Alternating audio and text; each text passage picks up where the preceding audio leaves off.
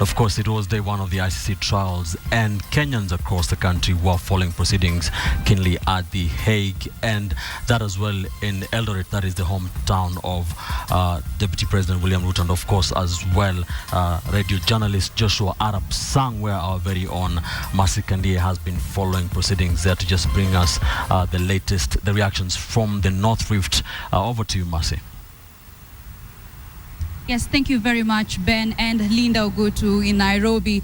We are live from Eldoret town, and residents here were able to catch the proceedings live from restaurants and social joints, as they're not able to view the live proceedings that had been cancelled by the ICC outreach program. But the highlight of the day from this region is that there was a press briefing today held by elders and local leaders from the Kalenjin Council of Elders and the Kikuyu Council of Elders, and also the clergy. And the highlight of the press briefing is that they were saying that they are expecting that members of the community from the North Rift region to testify in the ongoing hearing at The Hague. And they just wanted the people to let the people know that their testimonies should not be viewed as the testimony of a particular community. And they are confident that the peace initiatives that have been ongoing within the region, in the North Rift region, that they are strong enough to sustain the region. And they are urging the North Rift to set the example that they had set since the general election and uphold peace. Today we focus on the Deputy President William Ruto. We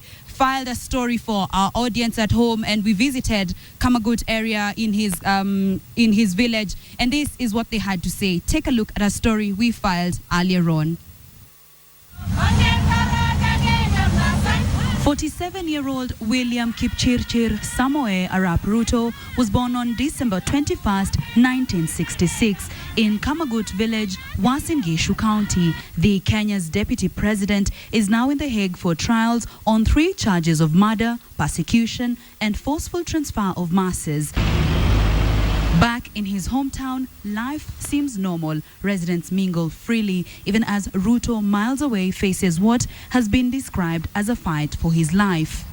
Ni deputy yetu yenye tunapenda hapa hivi. Sasa tunaombea kabisa Ruto aende kushinda hiyo maneno yenye iko arudi nyumbani. Tunampenda.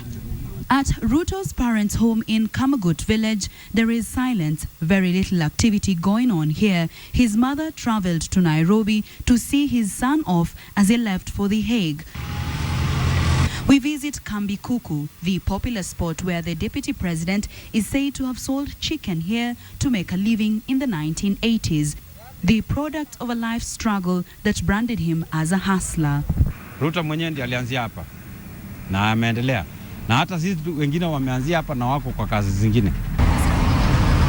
I sit with them, listening. The stories they have heard about The Hague are mainly informed by the media. They tell me they will follow the proceedings. They have to, but as they work, they hope to get live proceedings from the local FM stations. Hiyo ni matumaini yangu, naombea Mungu amsaidie, sababu hiyo msalaba amechukua sio yake, ni wananchi wote.